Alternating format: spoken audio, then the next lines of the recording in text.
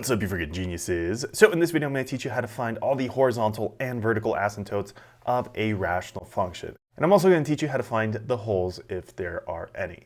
Now, in order to find a horizontal asymptote, there's three different cases. So we're going to do an example for each one.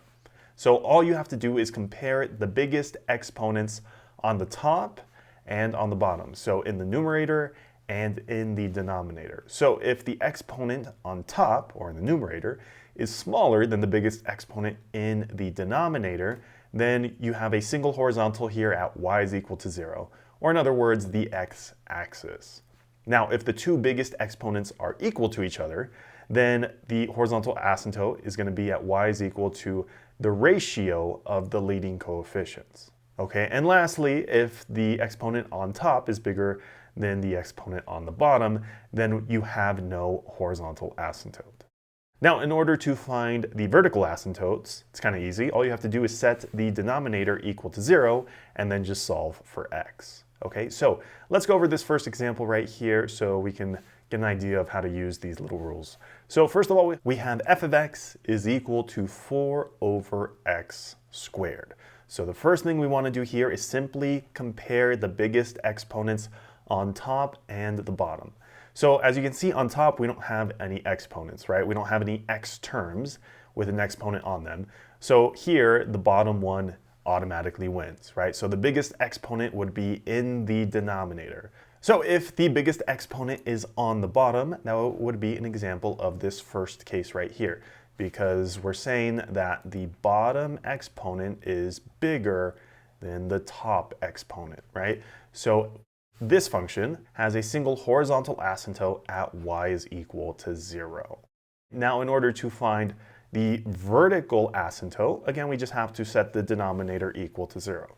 So here we're going to say x squared is equal to 0. Now, in order to solve for x, we need to get rid of this exponent, this 2, and in order to do that, you simply take the square root of it. And what we do to one side, we do to the other, right? So we'll take the square root of this side also. Now, whenever you take the square root of a squared exponent, those simply cancel out. And here we're going to be left with just what's inside the radical, so that's just an x. And that's equal to the square root of 0, which is simply 0. Okay, so then we have a vertical asymptote at x is equal to 0, or in other words, the y-axis. All right, so if we wanted to just plot the asymptotes really quick on a graph, first of all, we said that we have a horizontal asymptote at y is equal to 0. All right, well, this is the y-axis and 0 is right here. So then this is where our horizontal asymptote would go. And then on the other hand, we said our vertical asymptote is at x is equal to 0. All right, well, this is the x-axis and this is 0 right here. So that means this would be our vertical asymptote right there. Okay, here is our next example. So we have f of x is equal to 2x squared over x squared minus 1. So again, all we want to do is compare the two biggest exponents. So here on top, the biggest exponent is a 2, and on the bottom, it's also a 2. So the biggest exponent on top and the bottom are equal to each other, okay? So in order to find the horizontal asymptote, that would be an example of this second case right here, right? Where the two biggest exponents are equal to each other. So we're going to have a single horizontal asymptote at y is equal to the ratio of the leading coefficients, all right? So here we're going to say that y is equal to, on top, the leading coefficient right here is a 2. And on the bottom, the leading coefficient right here, we basically have this invisible 1, right? So 2 over 1 is equal to 2. So here we're going to say that we have a horizontal asymptote at y is equal to 2. And then again, in order to find the vertical asymptote, we just have to set the denominator equal to 0. So here, let's say x squared minus 1 is equal to 0. So we're trying to solve for x, so the first thing we can do is add 1 to both sides. Those cancel out. Here we get x squared is equal to positive 1. Again, to get rid of this exponent, we'll take the square root of both sides. So here they cancel out, and we get that x is equal to the square root of 1. So here we're going to say plus or minus the square root of 1, which is just equal to 1, right? So here we get plus or minus 1. So here we get two answers, right? We get x is equal to positive 1, and we also get that x is equal to negative 1. All right, so that means we have two vertical asymptotes. Okay, so if we wanted to, again, just graph these asymptotes really quick. First of all, the horizontal asymptote we said is at y is equal to 2, right? So here's the y-axis, and positive 2 we'll just say is about there. So here is our horizontal asymptote right there. And then lastly, we have these two vertical asymptotes, right? We said at 1 and negative 1. So the y-axis is right here, and we're going to say this is positive 1 and this is negative 1, all right? So then our vertical asymptotes would go somewhere along here.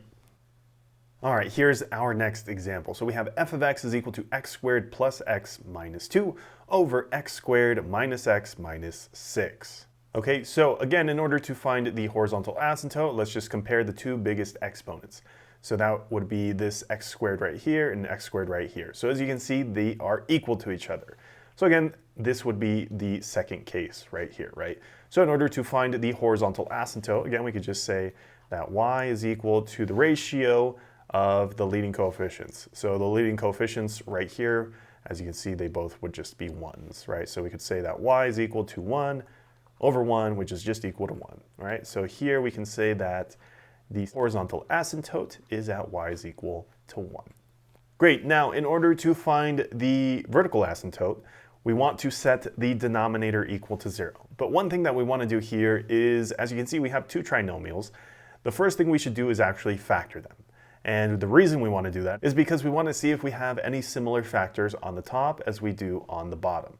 So here, let's say f of x is equal to, all right, now can we factor the top? Well, yes, we can, right? So x squared plus x minus 2. We can break that down into, first of all, x squared.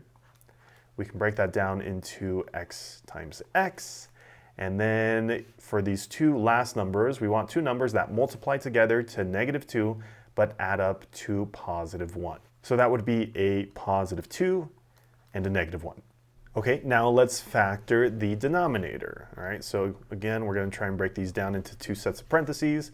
First of all, x squared, again, we can break that down into x times x. And then for these two numbers, we want two numbers that multiply to negative 6, but add up to negative 1.